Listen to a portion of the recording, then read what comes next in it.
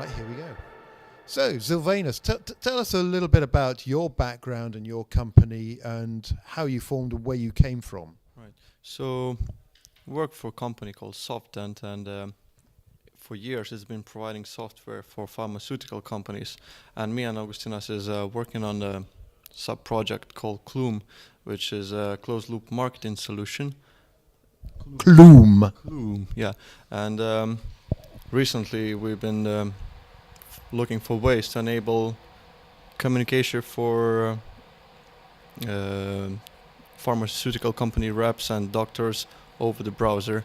And we have this application for presentations, but it's been missing a tool, a way to open up to work on the browsers. Okay, so your solution is to use WebRTC. Can you explain why WebRTC is your preferred solution? What's so good about WebRTC? Plugin free, install free, mainly, I think. So you've chosen WebRTC as the best solution. I'm guessing that means that you don't have to install any applications. It just works. And basically, yes. Our CLM solution is missing real-time communication, and WebRTC looked like obvious tool to enable real-time collaboration. And I know from checking out your hack earlier that you're using Matrix. Can you explain how you're using Matrix and why you're using Matrix? Yes, we started this TED hacks with idea to integrate WebRTC in our project Clume, but after a little bit of fiddling around, we found out that it would be a great idea to expand that real-time communication experience from our software to any web page. Well, tell me a little bit more about the bits that Matrix adds to your solution. So basically, we need something super reliable for exchanging messages. Say one browser does some action, and we need to make sure that other browser gets the message and replicates one. And Matrix comes in to replace WebRTC data channel for that.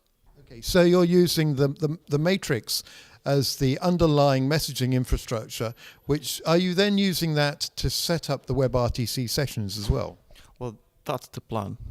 That's the plan. Is it working yet? It's not how it's working at the moment. So we have about, an hour and a half left before the judging. Do you think you're going to be able to make it work? Yep, and but for this demo, for WebRTC bit, we'll try and employ Candy WebRTC. Ah, that's an interesting twist. So you're going to throw a completely different piece of technology in there as well. How did you arrive at Candy? Did you know about Candy WebRTC before you came to TED Hack? Well, just from the TED Hack webpage, where all these support companies would show their APIs and all, but not before that. And Candy, seemed to be right for these 2 days because of its simplicity to set up the video.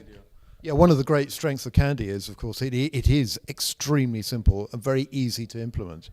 And, that's a good plug in there for Candy, because if Candy weren't here, then you wouldn't be using it. Probably, that's a good word. So anyway, Žilvinas and August, thank you very much. It's great to have you. I think you're probably the guys who've actually travelled furthest to get here to TED Hack, and it's really, really great to have you. And hopefully we'll see you again either in Portugal or one of the remote sites for TED Hack Global in June. Thank you very much. Thank you.